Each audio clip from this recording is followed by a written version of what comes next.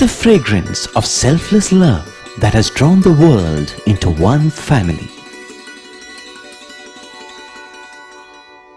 The truth of an eternal message that has been revealed through every act and word. The fulfillment in service that has been taught by relentless sacrifice. The Lord's own life is indeed His message.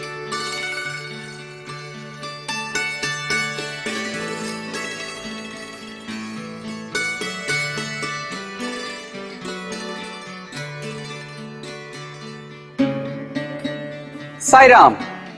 Greetings and welcome to the 13th episode of our month-long serial entitled The Message of the Lord, which is bringing you the essence of the teachings of Bhagwan Shri Sathya Sai Baba. During the last few episodes, we have been focusing on the hospitals established by Swami and the wonderful as well as unique service they have been rendering to the poor and needy. Undoubtedly, these hospitals fulfill a promise that Baba made way back in 1947 when he promised to help the poor and the distressed and wipe out their tears. But there is also a larger message that Baba is sending to all of us through his hospitals. Today, we shall focus largely on that message. But before we do that, there is a tiny little gap that we must fill, and that concerns Swami's mobile hospital project, which is a marvel and institution in itself. It must be stressed that Swami's mobile hospital is quite different from the standard medical camps that are a regular feature of the Sai Seva world, not only in India but also all over the world. This mobile hospital is something some of you might have seen parked way back at the end of Sai Kulwant Hall. From the outside, it looks like a big bus. But inside, it is a different story altogether. It is a small hospital on wheels with an X-ray, a Doppler ultrasound scanner, and a small lab. This mobile hospital has been in operation since 2006 and has made a sea change to the lives of villagers around Puttaparthi. However, it is not the van itself that has brought about the change, but the amazing spirit of service, dedication, and single-pointed devotion of one wonderful doctor which has made all the difference. That doctor's name is Narasimhan. He volunteered to work on this mobile hospital project in 2006 when Baba launched it. And with the hospital bus, he has made magic. How? Firstly, he has attracted many other doctors to join him in the village service he was engaged in. The team that goes out on every trip has at least 40 members, which includes doctors and paramedical staff. But his roster has more than 300 people on call who take turns and come to Puttaparthi. And some of those who have volunteered are very experienced doctors who have a very good practice elsewhere or are professors in leading medical colleges. So there you see one aspect of Swami's message. Your service must inspire others to join and enlarge the mission. Let's now see how the hospital service operates. Basically, it caters more than 70 villages around Puttaparthi. During the first 15 days of every month, the mobile hospital visits these villages in turn, one village a day. About 15 doctors accompany the bus during every trip. When the bus reaches its destination, the locals who are eagerly waiting welcome it like an honored guest, for it is truly a lifeline for not only those living in the village to which the bus goes, but also a cluster of hamlets around that village. Thus, the hospital serves many more people than it might actually appear to. All the patients requiring attention wait in a shamiana, while outpatient consultation is organized in a set of rooms in the local school. While patients take their turn, those waiting are kept engaged in various ways. Firstly, they are given a lot of advice about how to keep the body healthy. Here, Dr. Narasimhan takes the lead and does his job with great passion. He also tells them about do's and don'ts and what is important, and also recruits local volunteers to get involved in implementing preventive methods. For example, former smokers and alcoholics are regularly used by him to warn the public about the dangers of smoking, drinking, and chewing tobacco. He also takes in young volunteers to keep an eye on many things, like making sure people observe the lessons that they are taught. This local involvement is very important, for it transforms the hospital from their hospital to our hospital. All records of visits, consultations, and treatment given are maintained in the computer database, so that when the hospital comes again for its visit, the follow-up becomes much easier.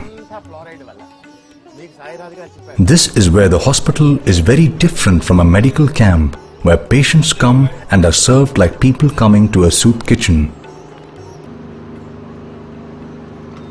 Doctors find this particularly satisfying because when they come the next time, they want to know how their prescription is working. The diagnostic facilities in the hospital, plus the number of experts coming along with the bus, also make a huge difference to the locals. For them, such facilities never come to their doorstep. At best, they are available in a few hospitals here and there in towns some distance away. And everywhere the focus is on money. One should not forget to mention that while waiting, the patients are not only shown educative films but also film clips on Swami.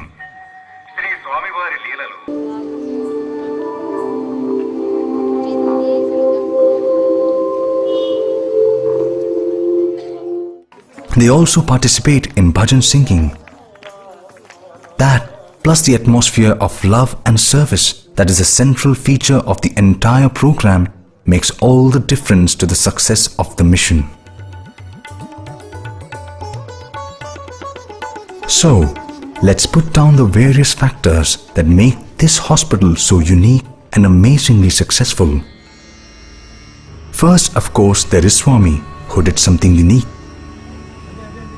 In India, idols from temples are taken out in procession so that the old and the disabled can worship from their homes.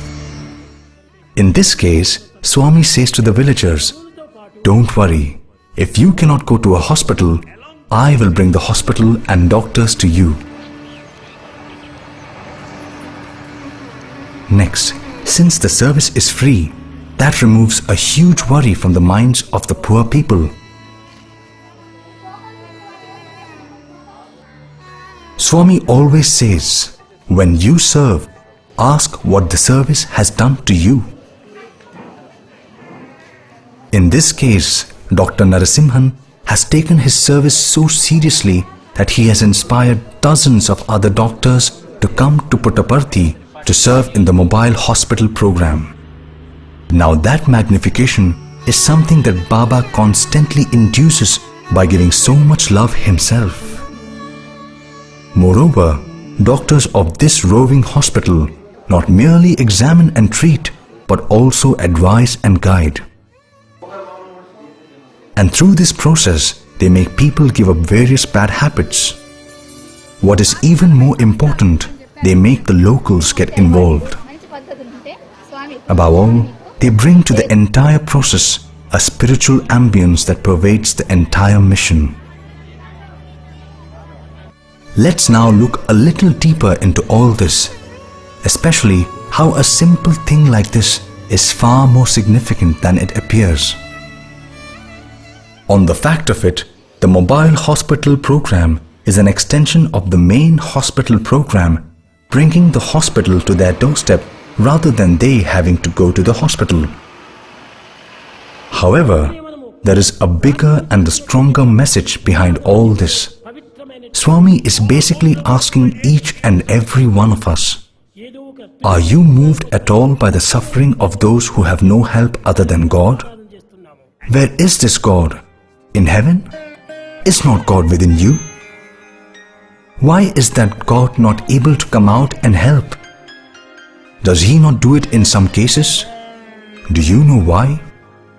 Because such people have allowed their heart to rule their lives rather than their minds.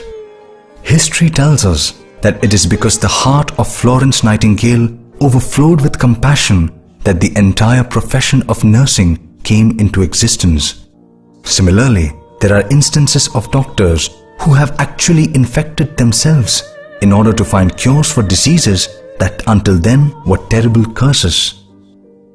Keeping the above points in view, if we look at the world as a whole, we would find that often poor health and poverty go together. That is not to say that the rich do not become sick. Of course they do. On the other hand, poverty has inbuilt factors that make ill health almost unavoidable. Let us spend a minute trying to understand how these factors influence the health of poor people, each in its own way, starting with food. When money is scarce, it inevitably leads to malnutrition, which is a condition that is produced when the body does not receive its due quota of nutrients. A baby born in a poor family has a handicap almost from day one, since its mother is hardly able to feed milk to the child. Nutrition deficiency in infants straightaway reduces their body immunity, affects their brain growth, and in general stunts body growth as well. On top of it, poor children are made to work from an early age when, due to lack of food, they have poor stamina. So, it is not difficult to see that poverty brings ill health in a tow, literally from birth. Add to this the additional problems created by dirty water, lack of sanitation, and polluted air due to garbage everywhere. Is it any wonder that over 1 billion people have huge health problems simply because they are born poor? For many in the comfort zone, all this reduces to just statistics or small news items in morning newspapers. But for people whose entire life is a struggle just to keep alive, it is a different story. Planners talk of increasing productivity, making the country competitive in science and engineering, etc. But do they appreciate that all these plans are invariably going to leave out millions who are poor and can therefore hardly even get on to the ladder of growth? Okay then, fine. Yeah, sure. Speak to you later. Bye. Most people would shake their heads and say, Listen, you're talking about huge societal problems. It is meaningless to speak about it to people like me. I'm after all an individual, and there is only so much that I can do. Well, problems always exist, and we just have to live with them. Maybe helping out a bit here and bit there. This is invariably how people in the comfort zone would speak. Even the very rich do so. They are too busy and simply do not have enough time to manage their own affairs. But just look back at what Baba has done. He was poor and yet he did monumental things. How? Not by looking at his purse. In fact, he never had one. Rather, what he always invested was unlimited compassion, abundant pure love, deep dedication, and continuous involvement.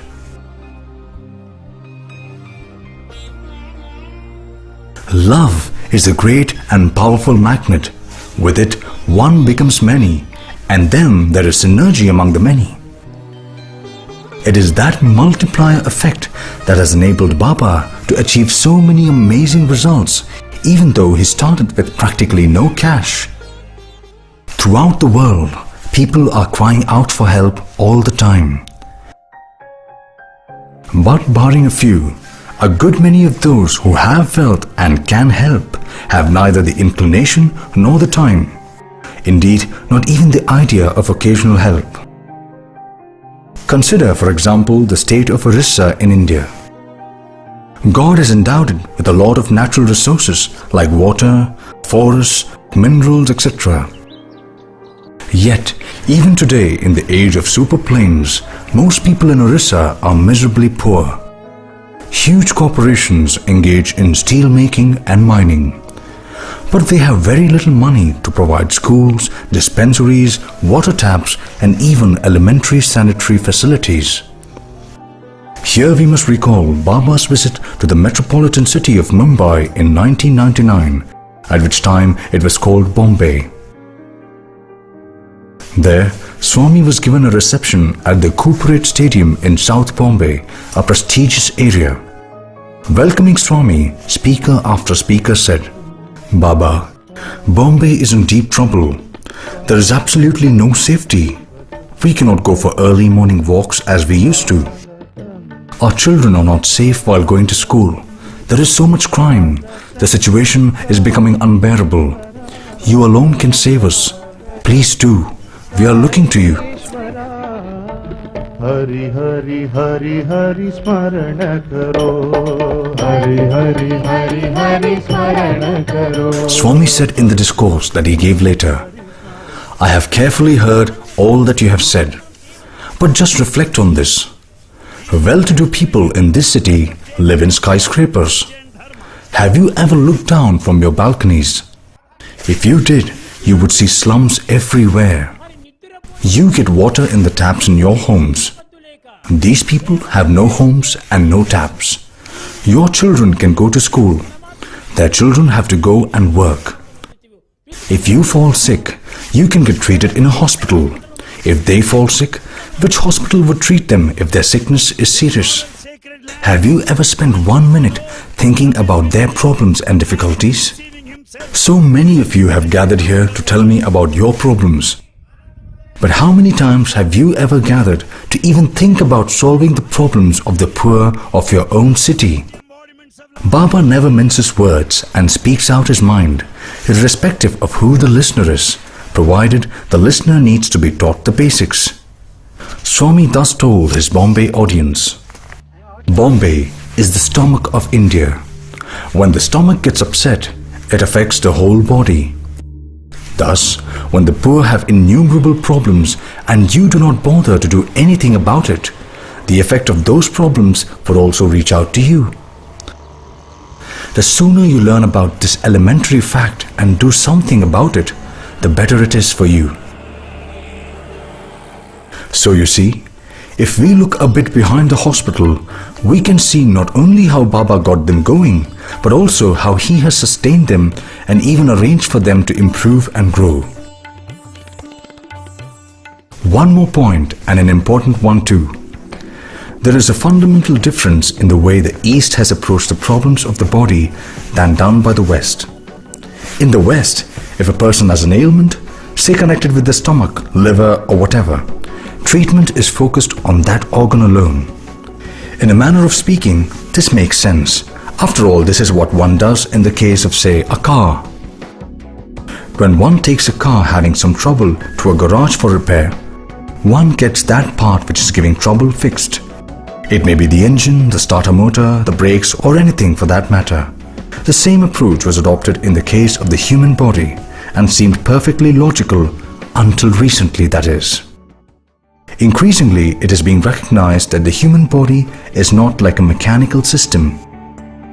That is because humans have a mind which everyone is now quite sure influences the body in more ways than one had imagined earlier. Thus, increasingly, even doctors in the West are beginning to realize that patients must be treated as one whole rather than as a system in which one organ was not functioning properly. One doctor who has taken this much seriously than many others is Dr. Mitch Krukoff of Durham in North Carolina. Dr. Krukoff has done pioneering work in establishing that praying for patients in a systematic manner actually sends good vibrations to the minds of the patient. In turn, that stimulates the body, encouraging it to do its best to help the healing process administered externally by the doctor.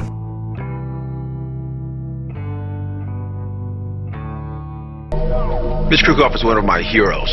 Here's an individual who has established himself in the challenging realm of hard science, taking one step extra into that uncharted plane of religion and spirituality.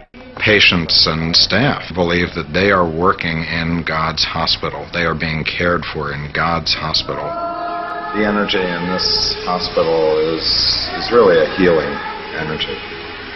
There's an atmosphere around the staff as they do their work, a joy. You could imagine a hospital for Christians where Jesus physically walked around.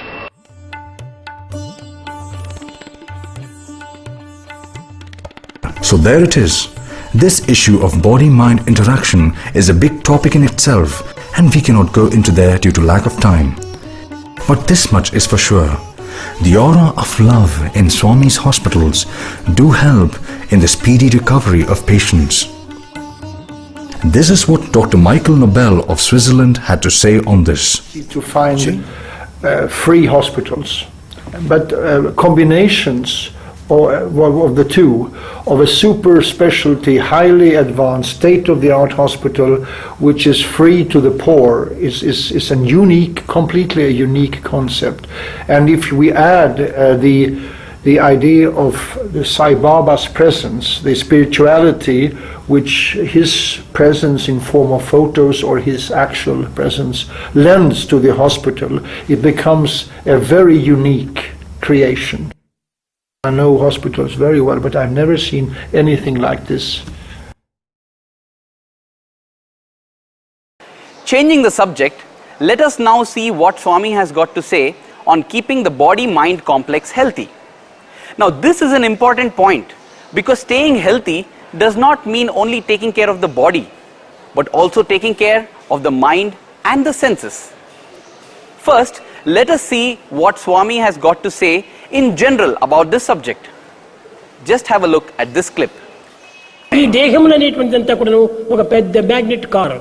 ఈ కన్నులు అనేటువంటిది ఈ యొక్క కారుకు లైట్లు, ఈ యొక్క నోరు దీనికి హార్న్, ఈ యొక్క దీని లోపల మైండ్ స్టీరింగ్. ధర్మార్థ కామ మోక్షములు ఈ నాలుగు కూడాను ఈ కారుకు టైర్స్. టైర్స్ లోపల ఫెయిత్ అనేటువంటి గాలి ఉండాలి. ఇది కూడాను ఫ్రంట్ టైర్స్ కు వేరే ఉండాలి, బ్యాక్ టైర్స్ కు వేరే ఉండాలి. ఏ టైర్ లో గాలి ఎక్కువగా ఉంటుందో దాన్ని తీసేసేస్తారు, ఏ టైర్ లో గాలి తక్కువగా ఉంటుందో దాన్ని పంపు కొడతారు. మన యొక్క స్టాక్ ఈ కారుకు పెట్రోల్ బంక్ కనుక ఈ కారు యందు సర్వత్రము ఉంటుండాలి. As expected, Swami spoke in Telugu. Let us now summarize what Swami said. Basically, Swami compared the human body to the car, and in the process he made the following observations. ఈ దేహములు అనేటువంటిదంతా కూడాను ఒక పెద్ద magnet కార్. So body is like a car which is magnetic. The eyes of a human are like the lights of a car. They help you to see where you're going. ఈ యొక్క నోరు దీనికి horn. The mouth is like the horn of a car. ఈ యొక్క దీని లోపల mind. The mind is like a steering wheel and determines the direction your life would take. That, by the way, is an important analogy. The stomach is like the petrol tank. And finally, Baba compares the tires to the fourfold conduct of life observed in ancient India. This point is a bit difficult to understand for people who are not familiar with Indian scriptures, and so maybe a few words of explanation would suffice. You know, the scriptures of India do not demand people to live like monks. They accept that ordinary people would like to have money and possessions. They would also have desires of various kinds, especially to get married and raise a family. So, a fourfold code of conduct called Purushartha was laid, according to which dharma had to be the basis of everything one did in life, including the acquisition of money and having desires. A strong moral foundation for everything that one did was thus considered a must. Next, it was stipulated that as one grows older, one gave up wants and desires slowly but steadily. Thus, by making dharma the basis and slowly sublimating one's desires, one could, so declared the scriptures, eventually attain moksha or liberation.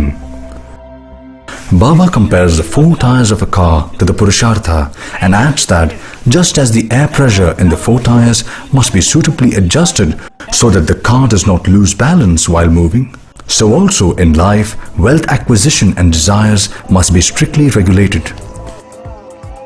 You might ask, but what have the Purushartha got to do with health and healthcare? Everything, because a person who leads a well-regulated life and controls his or her desires and wants would have mental peace. Remember the old saying, a healthy body requires a healthy mind? Well, if you have a healthy mind, your doctor bills would automatically come down. And you know that would be good for you and the society too. Just think for a minute, how many health problems people get into thanks to desires? How much money is wasted and squandered because people want to become rich quickly? So you see, although healthcare might be a subject in itself as far as organization, planning, projects, etc. are concerned, at the end of the day, it all boils down to what we do with our lives.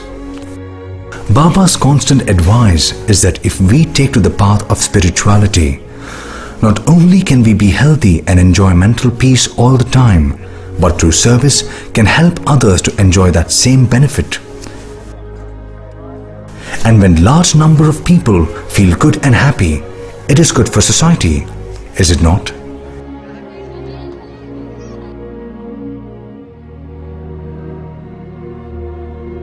Take a look. Just by his very presence, Swami is able to fill so many with so much happiness.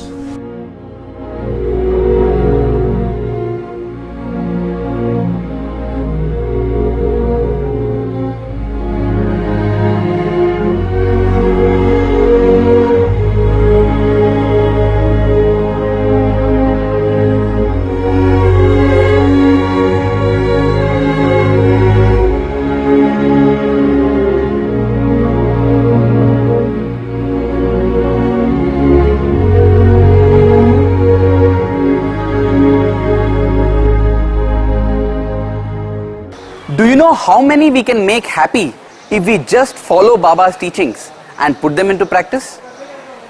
Do think about it. That's all we have for this episode. It has been quite a long one, but the subject was also equally important and we had to dilate on it. Do join us tomorrow for our next episode, and we have something that is equally inspiring and new. Thank you. Jai Sai Ram.